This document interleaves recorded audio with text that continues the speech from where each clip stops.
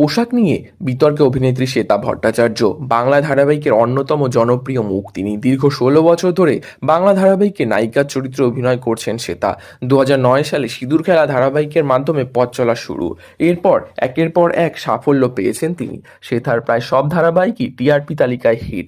মাঝে দেবের বিপরীতে প্রজাপতি ছবিতে দেখা গিয়েছিল তাকে। তবে কাজের ক্ষেত্রে অভিনেত্রী একটি শর্ত দেন সবসময়, সেটি হলো পর্দায় কখনই হাত কাটা বা হাত কাটা জামা কিংবা ছোট পোশাক পরবেন না। প্রথম থেকেই নিজের এই সিদ্ধান্তে অনড় থেকেছেন তিনি। অনেকেই তাকে দক্ষিণী অভিনেত্রী সাই পল্লবীর সঙ্গে তুলনা করেন, কেউ আবার শ্বেতার পোশাক শর্ত নিয়ে কটাক্ষও করেছেন। গত কয়েকদিন ধরে তাকে নিয়ে চলতে থাকা বিতর্কের জবাব দিলেন অভিনেত্রী। বিতর্কের সূত্রপাত একটি অনুষ্ঠানে, সেখানে গিয়ে অভিনেত্রী শ্বেতা বলেন, আমি কখনো হাত কাটা ব্লাউজ পরবো না, কখনো ছোট জামা পরবো না, কারণ আমি শরীর বেচে রোজগার করতে আসিনি, বরং প্রতিভা বিক্রি করতে এসেছি। শ্বেতার এই মন্তব্য ঘিরে সমাজ মাধ্যমে